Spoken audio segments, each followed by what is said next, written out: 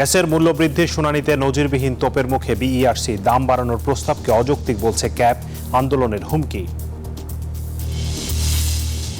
খেলাপি ঋণের পরিমাণ প্রায় ৩.৫ লাখ কোটি টাকা জানিয়েছেন গভর্নর। গ্রাহকদের আমানতের দায়িত্ব সরকারের। এবং ৬০ কোটি টাকা বিনিয়োগে মিলবে স্বপ্নের আমেরিকার নাগরিকত্ব। গোল্ড কার্ড ভিসা চালুর ঘোষণা, মজবুত হবে অর্থনীতি, আশা ট্রাম্পের। আমন্ত্রণ ব্যবসা বাণিজ্য আর অর্থনীতির সবশেষ খবর নিয়ে নিউজ 24-এর নিয়মিত আয়োজন বিজনেস এক্সপ্রেসে। সাথে আছি আমি হোসাইন শাহাদাত। শিরোনাম শুনছিলেন, এবারে বিস্তারিত। শিল্পে গ্যাসের দাম বৃদ্ধির শুনানিতে তোপের মুখে Bangladesh energy regulatory commission BERC. ভোক্তা অধিকার সংগঠন ক্যাব বলছে মাত্র ৩৫০০ কোটি টাকা বাঁচাতে গ্যাসের দাম বৃদ্ধির প্রস্তাব ভয়ঙ্কর গণবিরোধী। আগামী রোববারের মধ্যে গ্যাসের দাম বাড়ানোর প্রস্তাব প্রত্যাহার করা না হলে আন্দোলনের ঘোষণা দিয়েছে ক্যাব। বুধবার বিয়াম মিলনায়তনে গ্যাসের দাম বাড়াতে পেট্রোবাংলার প্রস্তাবের উপরে শুনানির আয়োজন করে বিইআরসি। গ্যাস সংকটে একরকম বিপর্যস্ত দেশের শিল্প কারখানা। এতে গ্যাস নির্ভর শিল্পে উৎপাদন নেমে এসেছে অর্ধেকে।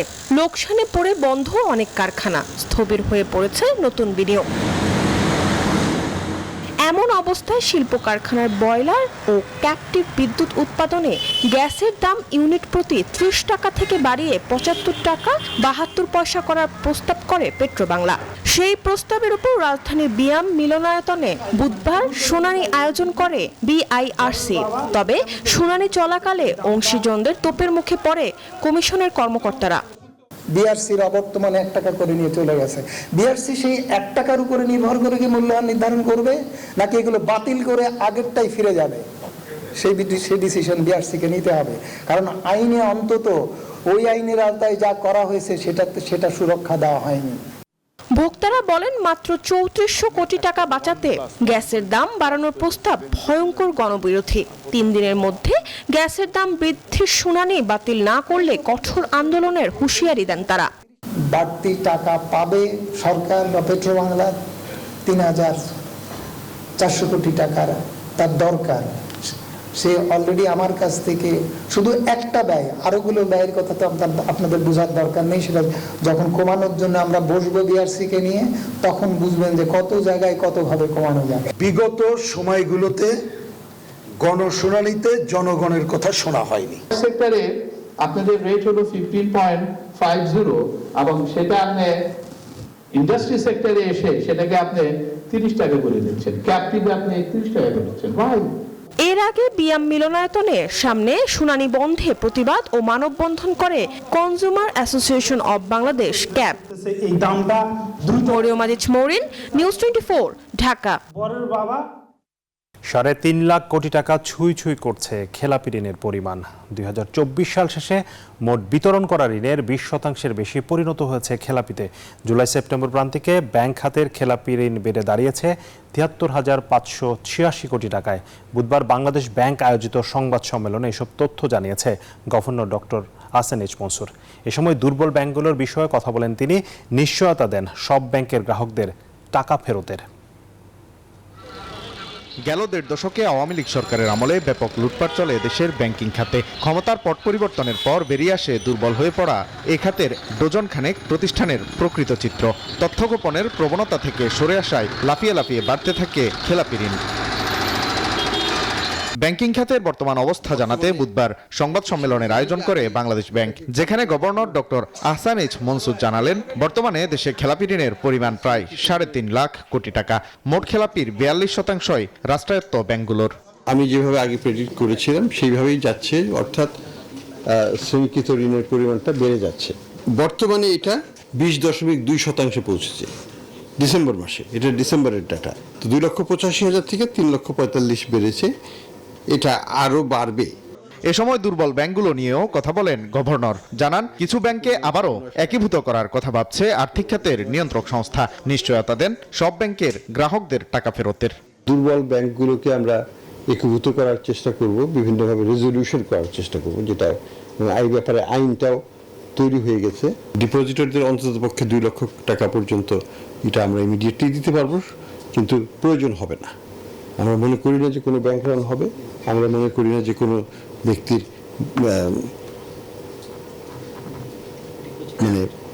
ব্যাংকিং খাতে টাকা রেখে টাকা পাবে না, এটা হবে না বাংলাদেশে। এটা আমরা করতে দেব না। কিছুটা দায়বদ্ধতা সরকারই নিচ্ছে এই ক্ষেত্রে। বিদ্যমান আইন সংস্কারের মাধ্যমে ব্যাংক খাত পুনর্গঠন করা হবে বলেও জানান এই খাতের নিয়ন্ত্রক সংস্থার প্রধান। পার্থক্যটাও আমরা জানি যে রাষ্ট্রায়ত্ত মালিকানা। ওয়ালিদ সাকিব, নিউজ 24, ঢাকা।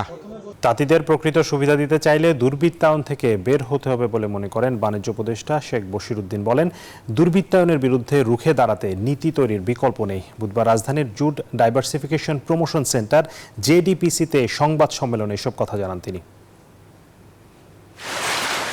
বছরের পর বছর ধরে ধুঁকছে দেশের তাঁত শিল্প। বিভিন্ন সময় নানা পরিকল্পনা নেওয়া হলেও আলোর মুখ দেখেনি সম্ভাবনাময় এই শিল্প খাত। তাই তাঁতিদের জীবনমান উন্নয়নে ন্যায্য মূল্যে সুতা রং সহ প্রয়োজনীয় উপকরণ তাদের হাতে পৌঁছে দিতে কর্মশালার আয়োজন করে বাংলাদেশ তাঁত বোর্ড, বস্ত্র ও পাট মন্ত্রণালয়। এবং এটা নির্দিষ্ট কিছু এলাকা ভিত্তিক। কর্মশালায় অংশ নিয়ে বাণিজ্য উপদেষ্টা বলেন, তাঁত শিল্পকে অর্থনৈতিকভাবে সফল করতে কম দামে তাঁত শিল্পের উপকরণ প্রান্তিক তাঁতিদের কাছে পৌঁছে দিতে হবে। উপকরণগুলো যৌক্তিক মূল্যে পাইতে হবে, আমাদের উৎপাদনশীলতা বৃদ্ধি করতে হবে এবং আমাদের পণ্যের বৈচিত্র্য আনতে হবে।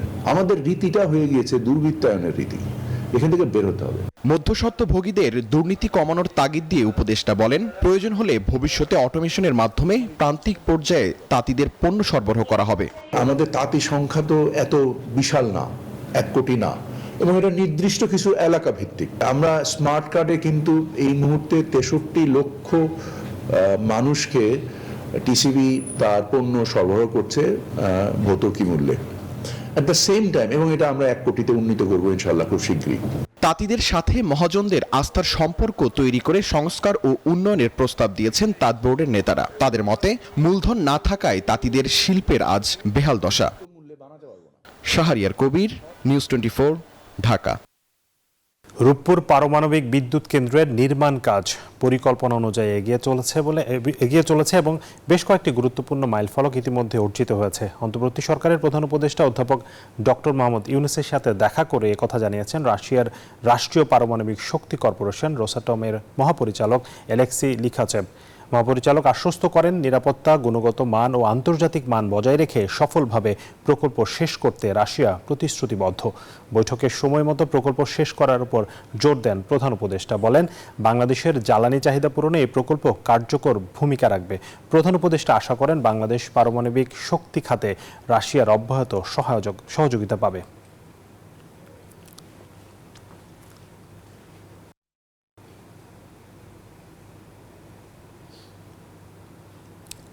$5 মিলিয়ন মিলবে যুক্তরাষ্ট্রের নাগরিকত্ব। বিদেশি বিনিয়োগ টানতে এমন নয়া পরিকল্পনা করছেন প্রেসিডেন্ট ডোনাল্ড ট্রাম্প। ট্রাম্প প্রশাসনের যুক্তি, গোল্ড কার্ডের মাধ্যমে ভিনদেশিরা ধনী হওয়ার পাশাপাশি শক্তিশালী হবে মার্কিন অর্থনীতি। এতে বাংলাদেশি ধনাঢ্যদের যুক্তরাষ্ট্রে পাড়ি জমানোর নয়া সুযোগ তৈরি হচ্ছে। বিনিয়োগ আকৃষ্ট করতে পৃথিবীর অনেক দেশের রয়েছে গোল্ডেন ভিসা কর্মসূচি। এর মাধ্যমে দেশগুলো বিনিয়োগকারী ও উদ্যোক্তাদের আকৃষ্ট করে এবং বিনিয়োগকারীদের সে দেশে বসবাস করার অনুমতি দেয়। এই তালিকায় প্রথম সারিতে আছে পর্তুগাল, অস্ট্রিয়া, গ্রিস, কানাডা, আমিরাত সহ বেশ কয়েকটি দেশ। এবার সে পথেই হাঁটছে যুক্তরাষ্ট্র।